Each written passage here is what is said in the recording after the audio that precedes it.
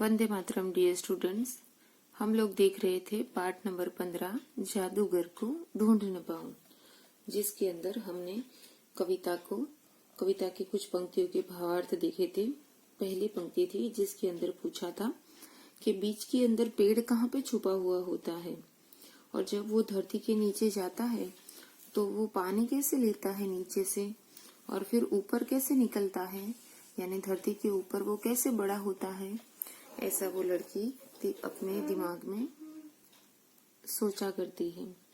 दूसरी पंक्ति थी जिसके अंदर वो गगन के तारों के बारे में सोचती है कि गगन के अंदर, आकाश के अंदर तारे कितने प्यारे लगते हैं, पर जब सुबह होती है और सूर्य देव आते हैं, सूरज निकलता है, तो सारे तारे पता नहीं कहाँ पे छुप जाते हैं। यानी दूसरी सोच वो तारों के बारे में करती है, तारों के बारे में वो सोचती है कि ऐसा क्यों होता है, कैसे होता है। तीसरी पंक्ति में वो चांद के बारे में सोचती है कि जब चांद कभी पूरा दिखता है, यानी पूर्णिमा होती है तो चांद पूरा दिखता है, फिर वो धीरे से धीरे घटता जाता है, और एक दिन ऐसा आता है कि चांद पूरा गायब हो जाता है, छुप जाता है।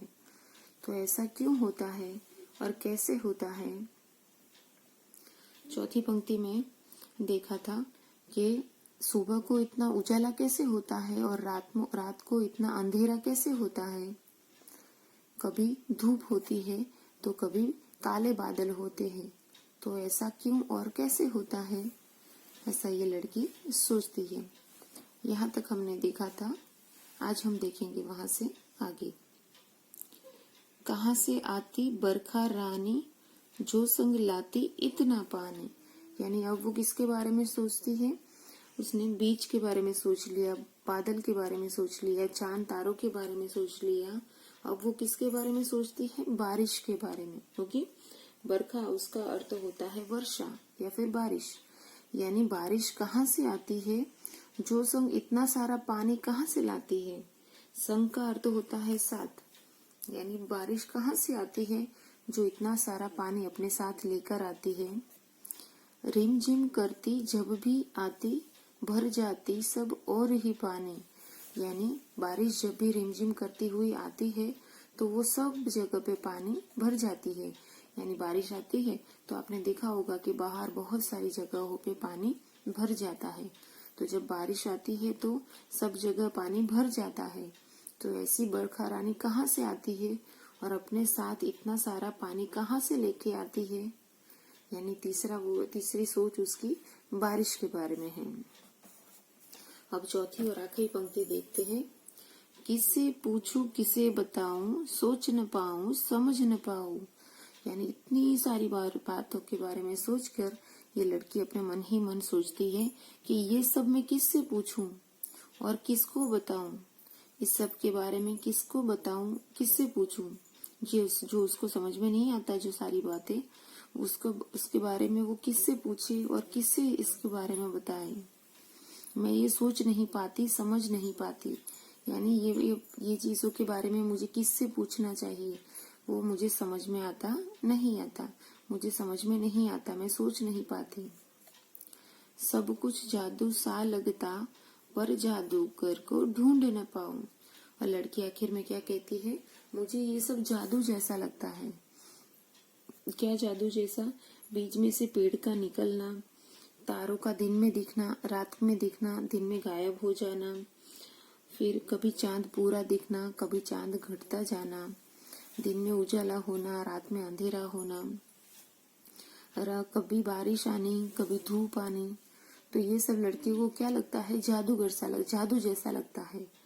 जादू जैसा का मतलब होता है, जादू सा का मतलब होता है जादू जैसा। उसको ये सब जादू जैसा लगता है कि ये तो एक जादू ही है, पर ये जादू कौन कर रहा है, वो जादूगर मुझे दिखाई नहीं देता। मैं उस जादूगर को ढूंढ पाती नहीं हूँ, जो ये सब जादू करता है उस जादूगर को मैं ढूंढ पाती नहीं हूँ। ओके, तो ये सुंदर जितनी कविता है उतना ही सुंदर उसका भावार्थ भी है। यहाँ पे कविता का भावार्थ खत्म होता है। अब हम देखेंगे कविता का अभ्यास। अभ्यास के अंदर सबसे पहले दिया गया है शब्द ज्ञान। शब्द ज्ञान के अंदर कुछ शब्दार्थ है यानी वर्ड मीनिंग। ज्यादातर सभी वर्ड के मीनिंग मैंने आपको कविता समझाते हुए बता ही दिए हैं, पर रिटर्न में उसको एक बार देख लेते हैं। पहला शब्द है गगन। उसका अर्थ होता है आकाश, स्काई। सूर्यदेव, उसका अर्थ होता है सूरज, सन। चुपके से यानी धीरे धीरे, क्रम से, चुपचाप, ग्रेजुअली। घटता यानी कम होता, ओके, जिसको कहेंगे डिस्ग्रेस। बरखा यानी वर्षा, रेन। संग यानी साथ, अलॉन। जादू सा यानी जादू जैसा, मैजिकल। अब देखेंगे कुछ समानार्थी शब्द। पेड़, उसका समानार्थी शब्द आएगा वृक्ष, तरु, पादप। धरती, उसके समानार्थी शब्द है धरा, वसुधा, भूमि। सूर्य, उसके समानार्थी शब्द है सूरज, दिनकर, रवि। मन, उसके समानार्थी शब्द है हृदय, मानस, चित्त। चांद, उसके समानार्थी शब्द है चंद्रमा, शशि, चंद्र। बरखा, उसके समानार्थी शब्द है वर्षा, बरसात और बारिश। जादू, उसके समानार्थी शब्द है करिश्मा, चमत्कार, इंद्रजाल। रात, उसके समानार्थी शब्द है रजनी, निशा और रात्रि। ओके, अब अभ्यास के अंदर हम देखेंगे कविता बोध। ओके, कविता बोध के अंदर सबसे पहले दिया गया है श्रुतलेख। श्रुतलेख यानी कुछ डिक्टेशन वर्ड है जिसको हमें पढ़ना है और नोटबुक के अंदर लिखना है। सबसे पहला वर्ड है टिमटिम, सूर्यदेव, नजर, चांद, रिमझिम, ढूंढ और जादूगर। अब देखेंगे मौखिक प्रश्न यानी ओरल क्वेश्चंस। उसके अंदर प्रश्न नंबर 1 है प्रश्नों के उत्तर बताओ। मौखिक प्रश्नों के अंदर 1, 2 और 3 प्रश्न है।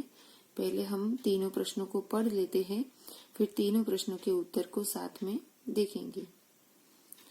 हमारा प्रश्न क है कविता में किसका वर्णन किया गया है। प्रश्न ख है तारे कब छिप जाते हैं। प्रश्न ग है किस दिन चांद सबकी नजर बचाकर कहीं छिप जाता है। अब देखेंगे मौखिक प्रश्न के उत्तरों को। मौखिक प्रश्न के अंदर हमारा प्रश्न क था कविता में किसका वर्णन किया गया है, तो उसका उत्तर आएगा कविता में प्रकृति के कुछ रहस्यों का वर्णन किया गया है। हमारा प्रश्न ख था तारे कब छिप जाते हैं, तो उसका उत्तर आएगा तारे सूर्यदेव के आते ही छिप जाते हैं। हमारा प्रश्न ग था किस दिन चांद सबकी नजर बचाकर कहीं छिप जाता है, तो किस दिन छुप जाता है, अमावस्या की रात को। ओके, तो हम उत्तर को ऐसे लिखेंगे अमावस्या के दिन चांद सबकी नजर बचाकर छिप जाता है। अब हम देखेंगे लिखित प्रश्न यानी रिटन क्वेश्चंस। उसके अंदर प्रश्न 2 है प्रश्नों के उत्तर बताओ। पहले हम सारे प्रश्न पढ़ लेते हैं। इसके अंदर 1, 2, 3, 4 और 5 प्रश्न है। प्रश्न क है चांद के पूरा दिखने और छिपने को हम किन नामों से जानते हैं। प्रश्न ख है बीज को देखकर मन क्या सोचता है। प्रश्न ग है रात और दिन के आकाश का कौन सा अंतर कविता में बताया गया है। प्रश्न घ है प्रकृति के रहस्य कवियत्री को किसके समान लगते हैं। प्रश्न ड है, कविता के आधार पर स्पष्ट कीजिए कि प्रकृति हमें अनुशासन सिखाती है। ओके, तो यहाँ पे लिखित प्रश्न खत्म होते हैं और ये वीडियो को भी हम लोग यहीं पे स्टॉप करते हैं। नेक्स्ट वीडियो में हम लोग लिखित प्रश्नों के उत्तर और वहां से आगे देखेंगे। Okay, bye students.